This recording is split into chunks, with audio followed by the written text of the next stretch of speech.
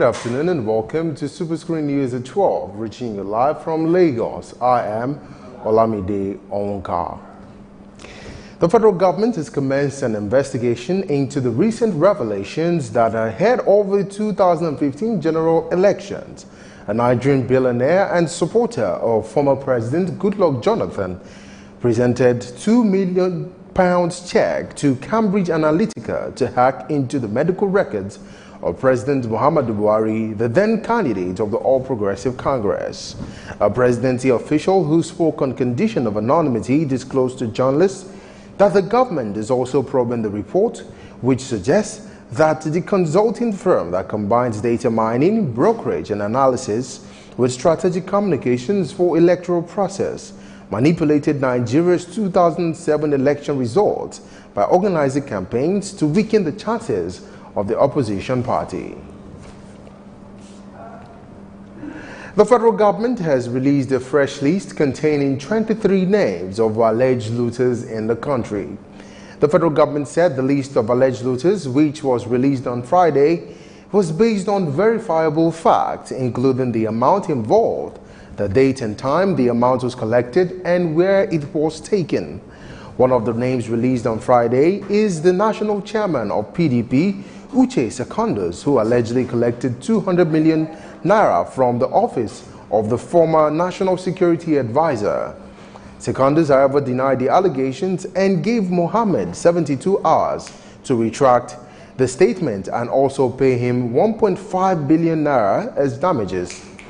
While releasing a fresh list of alleged looters in Lagos, the Minister of Information and Culture, Lai Mohammed, disclosed in a statement that the Friday's list was strategically released as a teaser.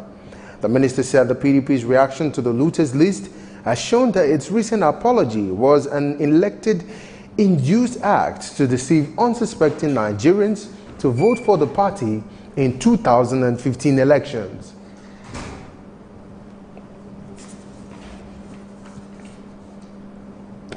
Away from that now, the People's Democratic Party, PDP, says it has uncovered plans by the ruling All Progressive Congress, APC, to clamp down on key members of the parties as well as civil society organizations ahead of the 2019 general elections. In a statement made by the PDP spokesman, Kola Ologbondiyan, the party said the clampdown would be linked to corruption charges just to weaken the opposition ahead of the polls. The PDP says it is informed that the plot against opposition will be hinged on charges of corruption, allegations of plotting to disrupt the processes leading to the 2019 general elections, as well as alleged politicization of security issues in the country. Ologbondiyan also said the first leg of the scheme is to commence a vicious intimidation and harassment of PDP members who have refused to succumb to the pressure to join the APC in their undemocratic quest to create room for one party in the state in Nigeria. A former governor of Sokoto State, Atahiru Bafarawa, has alleged that the 5 People's Democratic Party PDP governors who defected to the All Progressive Congress, APC, in 2014 paid the sum of 100 million naira each before they were admitted into the opposition party as at the time. Bafarawa, who disclosed this to journalists, said the former PDP governors agreed to pay 100 million naira each to the national secretariat of the party so that they could automatically become leaders of the APC in their respective states. The former PDP governors who defected to the APC in the build-up to the 2015 general elections are Rotimi Amechi of Rivers State, Rabiu Konkoso of Kano State, Murtala Nyako of Adamawa State, Abdul Fattah Ahmed of Kwara State, and Aliyu Wamako of Sokoto State. Reacting to this Bafarawa's allegation, the PDP governors debunked the allegation, maintaining that they did not pay any money or before or after defecting from PDP to the APC. Meanwhile, the national chairman of the People's Democratic Party, Uche Secondus, has given the Minister of Information and Culture, Alhaji Lai Mohammed, 48 hours to withdraw his statement against him or face litigation. According to the spokesperson for the PDP chairman, Ike Abonyi, who disclosed this in a statement, Secondus made the demand in a letter to the minister by his lawyer, Emeka Etiaba. You will recall that the minister had alleged that the party chairman collected 200 million naira from the office of the National Security Advisor in 2015. In the letter, dated March 31, 2018, and addressed to the minister, the party chairman also demanded a retraction apology and payment of 1.5 billion naira as damages. A former governor of Ekiti State, Kayode Fayemi, has formally declared for the July 14th governorship race in the state. The current Minister of Mines and Steel Development, Fayemi, said he was persuaded to join the race because of noticeable pangs of poverty, frustrations and misery of Ekiti people.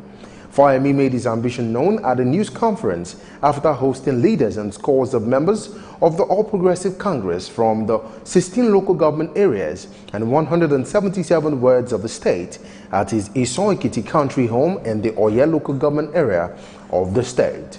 Fayemi is the 35th aspirant to formally indicate interest in the governorship polls on the platform of the APC. A former Deputy Senate President, Ibrahim Mantu, has revealed why he confessed to rigging elections for the former ruling People's Democratic Party, PDP. During an interview with journalists, a former member of the PDP Board of Trustees, Ibrahim Mantu, said he was actively involved in compromising election officials, security officers, and even agents of rival parties to either assist in rigging candidates of the PDP to victory or look the other way in cases of obvious rigging. Mantu said he decided to confess to election rigging because he is tired of the negative perception Nigerians have abroad, stating that he is tired of the abundance of poverty in the country. The former Senate President said he hopes his confession will result in good governance by the election of credible people who would prudently manage the resources of the country and ensure equitable wealth for everyone into public office. The Emergency Services Agency says at least 18 people have been killed and 84 persons wounded when Boko Haram clashed with Nigerian soldiers near Maiduguri overnight. An official from the State Emergency Management Agency, SEMA, said 18 dead bodies have been found from the two villages, Baleshua and Balekura, on the outskirts of Maiduguri. The victims were killed while trying to escape the fight between the insurgents and the members of the Nigerian army. Meanwhile, the Senate President, Bukola Saraki, says the Senate has developed 2 draft bills for legislation to tackle the menace of drug abuse in the country. In a statement made by his media officer in Abuja, the proposed bills are the National Drug Control Bills and the National Mental Health Bill. Saraki said the Drug Control Bill seeks to clarify the mandate and strengthen the capacity of the National Drug Law Enforcement Agency, NDLEA, and the National Agency for Food and Drug Administration Control, NAFDAC, and other relevant law enforcement and regulatory bodies to eradicate the illicit production and trafficking of controlled substances. A group under the auspices of the Environmental Rights Action, Friends of the Earth Nigeria, and Civil Society Legislative Advocacy Center, CISLAC, have praised the federal government over the hike of excise duties on tobacco products and the newly announced rates, which also affects alcohol. The group also called on the federal government to match its rates with the other countries across Africa, saying the new rates still fall short of the World Health Organization's recommendations. You will recall that the Minister of Finance, Kemi Adeosun, had said the approval given by President Buhari will take effect from Monday, June 4th, after a 90-day grace period to all local manufacturers. Many of these, tobacco companies are conniving with some unpatriotic people to sell a dummy that, as a result of the increase, Civil Society Tobacco Control Advocates. The position of Manufacturers Association of Nigeria reflects a conflict of interest that puts profit before the health of millions of our citizens. We do not mince words when we say that as a member of the National Tobacco Control Committee, that's NATOC, man's position is very disturbing. The share of employment on manufacture of tobacco products is insignificant. Overall, it's about 0.15%, and then the share in manufacturing industry is just about 1.4%. So the idea of job losses is not the reason why it is. You're watching Superscreen News at 12. We'll take a break now. When we return, we'll take some news from the business scene. Stay with us.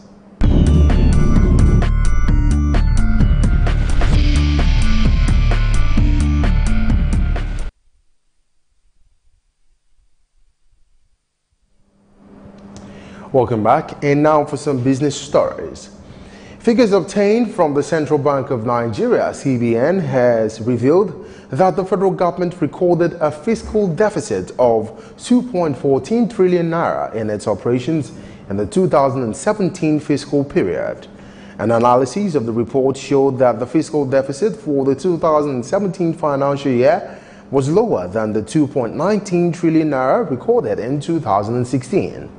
The report put the total retained revenue of the federal government during the period at 2.76 trillion, while the expenditure was put at 4.9 trillion, resulting in overall operation deficit of 2.14 trillion naira.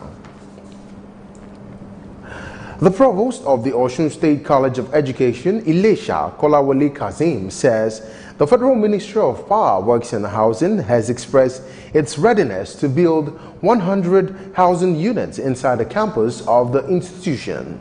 The provost, who disclosed this to journalists in Ilesha at a press conference, noted that the college had enough land for the project.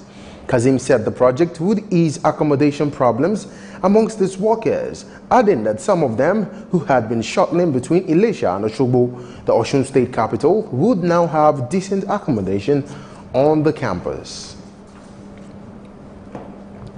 Telecoms companies under the auspices of the Association of Licensed Telecommunications Operators of Nigeria have dragged the National Assembly to court over its incessant summons of their chief executive officers. The companies, which filed a legal action at the Federal High Court in Abuja, also demanded an explanation on the specific nature of information which the National Assembly could lawfully request from private companies. The outing chairman, Benga Adebayo, who disclosed this to journalists in Lagos State, said the judicial move became necessary as telecom firms' CEOs had become inundated with incessant summons from different committees of the National Assembly to appear before them. The association also asked for an order restraining the Parliament from serving any further summons on the telecommunication companies pending the determination of the suit. Reactions have continued to trail the reduced land use charge by the Lagos State government.